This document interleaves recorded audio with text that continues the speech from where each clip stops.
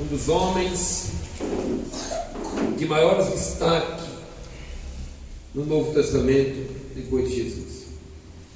O apóstolo Paulo, ele era um judeu e tinha pelo menos duas cidadanias: a cidadania judaica e a cidadania romana.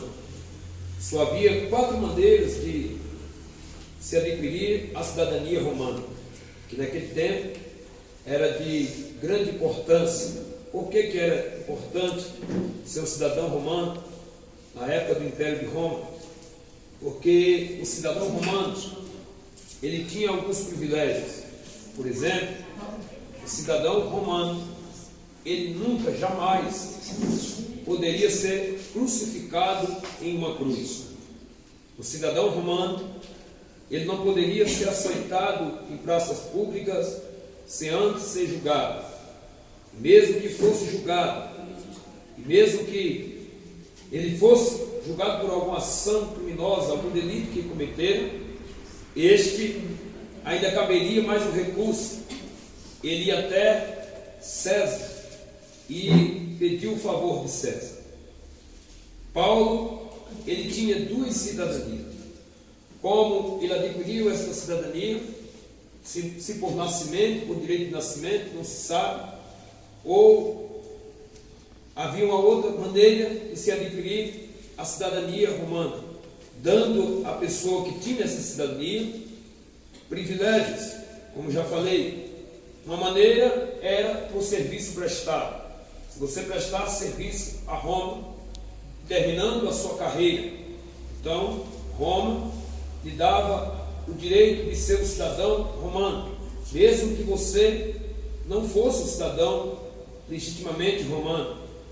E com isso você tinha alguns privilégios.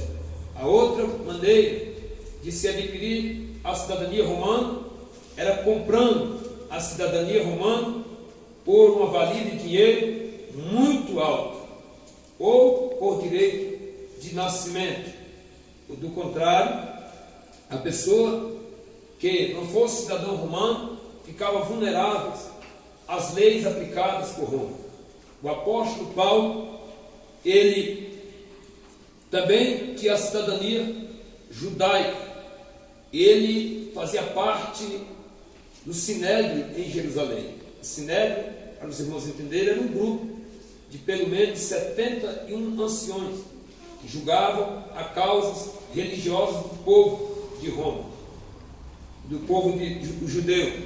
O Sinédrio foi constituído no período de Moisés, quando o seu sogro Jetro, ele deu a Moisés uma ideia brilhante para que Moisés delegasse aos seus liderados a oportunidade desses homens administrar alguns serviços, porque Moisés estava sobrecarregado.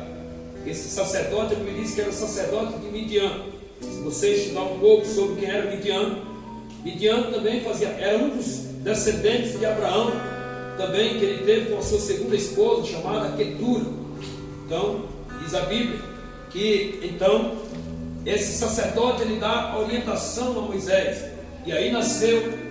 Moisés escolhe 70 homens, e esses 70 homens, diz a Bíblia, que o Senhor retira do Espírito que está sobre Moisés e repousa sobre esses homens. Alguns deles se destacam nas páginas da Bíblia Sagrada, um chamado Eldade e outro Medade. Diz a Bíblia que Josué, que estava ombro a ombro com Moisés, estava caminhando sempre do lado de Moisés, ele se sentiu enciumado devido ver Eldade e Medade fora da congregação profetizando.